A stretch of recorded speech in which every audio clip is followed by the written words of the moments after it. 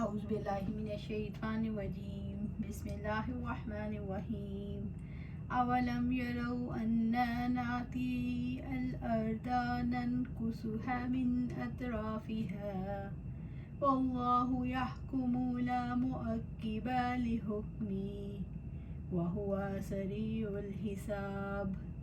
اور کیا انہوں نے دیکھا نہیں کہ بلا شبہ ہم زمین کو اس کے کناروں سے کم کرتے چلے آتے ہیں، اور اللہ تعالیٰ فیصلہ کرتا ہے اور اس کے فیصلے پر نظر ثانی کرنے والا کوئی نہیں، اور وہی بہت جلد حساب لینے والا ہے۔ سورۃ الرعد آیا 41۔ اولم یروا، اور کیا انہوں نے دیکھا نہیں، رب العزت نے جھٹلانے والوں کو وعید سنائی ہے، انا ناتی الارض ننقصها من اطرافها، بلا شبہ ہم زمین کو اس کے کناروں سے کم کرتے چلے آتے ہیں۔ یعنی کیا وہ زمین کا دائرہ تنگ ہوتے نہیں دیکھ رہے کہ کیسے ہم ظالموں اور جھٹلانے والوں کو ہلاک کر رہے ہیں۔ مسلمانوں کی فتح سے کافروں کی سرزمین تنگ نہیں ہو رہی اور دارالسلام میں اضافہ نہیں ہو رہا۔ یہ غلبے اور نصرت کی آیات میں سے ہے۔ اس کی تفسیر میں یہ بھی کہا جاتا ہے کہ مشرکین کے شہروں کی فتح ان کے مال اور بدن میں کمی کے ذریعے سے چاروں طرف سے ان پر حلقہ تنگ ہوتا جا رہا ہے۔ اس کی تفسیر میں بعض دیگر اقوال بھی ہیں۔ اس کے ظاہری معنی یہ ہیں کہ اللہ تعالیٰ عالم ہے، کہ اللہ عالم۔ اللہ تعالیٰ نے ان جھٹلانے والوں کی راضی کی حالت یہ بنا دی کہ فتح ہو رہی ہے اور چھینی جا رہی ہیں، ان پر چاروں طرف سے مصائب ٹوٹ رہے ہیں۔ ان کی جان و مال میں کمی سے پہلے یہ ان کے لیے تنبیہ ہے، اور اللہ تعالیٰ ان پر ایسے عذاب نازل کر رہا ہے جسے کوئی رد کرنے پر قادر نہیں۔ واللہ یحکم لا مؤقب لحکمہ، اور اللہ تعالیٰ فیصلے کرتا ہے اور اس کے فیصلے پر نظر ثانی کرنے والا کوئی نہیں۔ اس میں اللہ تعالیٰ کا حکم شرعی، حکم کونی اور قدری اور حکم جزائی سارے شامل ہیں۔ یہ تمام احکام جن کا اللہ تعالیٰ فیصلہ کرتا ہے حکمت اور پختگی کے بلند ترین درجے پر پائے جاتے ہیں، جن میں کوئی نقص اور کوئی خلل نہیں، بلکہ یہ تمام احکام عدل و انصاف اور اللہ تعالیٰ کی حمد و ثنا پر مبنی ہیں۔ کوئی ان فیصلوں میں خامی اور نقص تلاش نہیں کر سکتا، اور نہ ان میں جرا و قدع کی کوئی گنجائش ہے۔ اس کے برعکس دیگر ہستیوں کے فیصلے کبھی حق و ثواب کے منافق ہوتے ہیں اور کبھی نہیں ہوتے۔ اللہ تعالیٰ اپنی مخلوق کے بارے میں جو چاہتا ہے حکم دیتا ہے، کسی کو بلند کرتا ہے، کسی کو پست، کسی کو زندگی دیتا ہے تو کسی کو موت، کسی کو غنی کرتا ہے تو کسی کو فقیر، اور اس نے اسلام کی عزت اور دوسرے ادیان پر اس کی برتری کا حکم دیا ہے۔ وَهُوَ سَرِيعُ الْحِسَابِ، اور بہت ہی جلد حساب لینے والا ہے۔ اللہ تعالیٰ نے اعمال کا احاطہ کر رکھا ہے، اس سے کچھ بھی چھپا نہیں، اور انہیں جزا دے گا۔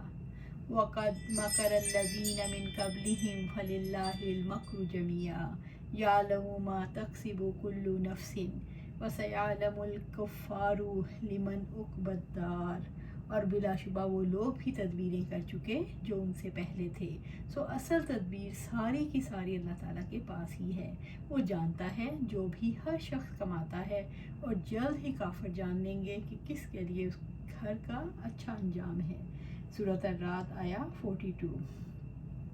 وَقَدْ مَكَرَ الَّذِينَ مِن قَبْلِهِمْ، اور بلا شبہ وہ لوگ بھی تدبیریں کر چکے جو ان سے پہلے تھے۔ رب العزت نے واضح فرمایا ہے کہ اس سے پہلے بھی انہوں نے رسولوں کے خلاف سازشیں کی ہیں اور ان کے کسی کام نہ آئیں، کیونکہ وہ رب العزت کے خلاف جنگ کرتے ہیں۔ فَلِلَّهِ الْمَكْرُ جَمِيعًا، سو اصل تدبیر ساری کی ساری اللہ کے پاس ہے، یعنی ہر چال اللہ تعالیٰ کی قضاء و قدر کے تحت آتی ہے۔ کوئی ایسا نہیں جو اس کے حکم کے بغیر کوئی چال چلنے کا اختیار رکھتا ہو۔ کافر اور مشرک اللہ تعالیٰ کے دین کے خلاف سازشیں کرتے ہیں، ان کی سازشیں ضرور انہیں شرمندگی تک پہنچائیں گی۔ رب العزت نے فرمایا، یقیناً ان لوگوں نے خفیہ تدبیریں کی جو ان سے پہلے تھے، وہ اللہ تعالیٰ بنیادوں سے ان کی عمارت کو آیا، بس ان کے اوپر سے چھتیں ان پر گر پڑی اور ایسے رخ سے ان پر عذاب آیا جہاں سے وہ سوچتے نہیں تھے۔ سورۃ النحل آیا 26۔ ایک جگہ اور فرماتے ہیں، اور جب وہ لوگ جنہوں نے کفر کیا آپ کے خلاف خفیہ تدبیریں کر رہے تھے کہ آپ کو قید کر دیں یا قتل کر دیں یا جلا وطن کر دیں، اور وہ خفیہ تدبیریں کر رہے تھے اور اللہ تعالیٰ بھی خفیہ تدبیر کر رہا تھا۔ اللہ تعالیٰ خفیہ تدبیر کرنے والوں سے بہتر تدبیر کرنے والا ہے۔ سورۃ الانفال آیا 30۔ آپ صلی اللہ علیہ وسلم یہ دعا فرمایا کرتے تھے، اے پروردگار میری مدد فرما اور میرے خلاف دشمنوں کی مدد نہ کرنا، اور مجھے غلبہ دے اور میرے دشمنوں کو مجھ پر غلبہ نہ دینا، اور میرے لیے تدبیر فرما اور میرے نقصان پر ان کے لیے تدبیر نہ کرنا، اور مجھے ہدایت دے اور ہدایت کو میرے لیے آسان فرما دے، اور میری مدد فرما اس کے خلاف جو مجھ پر ظلم کرے۔ اے میرے رب بنا دے مجھ کو کہ میں ہوں تیرا بہت شکر کرنے والا، تیرا بہت ذکر کرنے والا، تجھ سے بہت ڈرنے والا، تیری بہت اطاعت کرنے والا، عاجزی کرنے والا، گڑ گڑانے والا اور رجوع کرنے والا۔ اے میرے رب میری توبہ قبول فرما اور میرے گناہ دھو ڈال، اور میری دعا قبول فرما اور میری دلیل ثابت رکھ، اور میرے دل کو ہدایت دے اور میری زبان سیدھی رکھ، اور میرے دل سے کینہ نکال دے۔ یعلم ما تکسب کل نفس، وہ جانتا ہے جو بھی ہر شخص کماتا ہے، وہ جانتا ہے جو بھی ہر شخص کماتا ہے، یعنی اللہ تعالیٰ ہر نفس کے بارے میں جانتا ہے اس نے آنے والے کل کے لیے کیا کمایا ہے، اور وہ ہر ایک کے ارادوں ظاہری باطنی اعمال کو جانتا ہے۔ مکر بھی انسان کی کمائی ہے، مکر بھی اللہ سے چھپا ہوا نہیں، اس لیے ان کی کوئی چال حق اور اہل حق کو نقصان نہیں پہنچا سکتی۔ وَسَيَعْلَمُ الْكُفَّارُ، اور جلد ہی کافر جان لیں گے، اس میں کافروں کے لیے شدید وعید ہے، اور نبی صلی اللہ علیہ وسلم کے لیے تسلی ہے کہ اللہ تعالیٰ جانتا ہے اچھا انجام کافروں کا ہے یا رسولوں کا، اور یہ بھی کہ اہل کفر کا انجام اچھا نہیں۔ وَيَقُولُ الَّذِينَ كَفَرُوا لَسْتَ مُرْسَلًا قُلْ كَفَىٰ بِاللَّهِ شَهِيدٌ بَيْنِي وَبَيْنَكُمْ وَمَنْ عِندَهُ عِلْمُ الْكِتَابِ، اور کافر کہتے ہیں کہ آپ رسول نہیں ہو، کہہ دو میرے اور تمہارے درمیان اللہ تعالیٰ ہی گواہی دینے والا کافی ہے، اور وہ بھی جس کے پاس کتاب کا علم ہے۔ سورۃ الرعد آیا 43۔ وَيَقُولُ الَّذِينَ كَفَرُوا لَسْتَ مُرْسَلًا، اور کافر کہتے ہیں آپ رسول نہیں ہو، یعنی کافر اس بات کو نہیں مانتے کہ آپ صلی اللہ علیہ وسلم کو رسول بنا کر بھیجا گیا، یوں وہ حق کو جھٹلاتے ہیں۔ آپ صلی اللہ علیہ وسلم ان کی پرواہ نہ کریں۔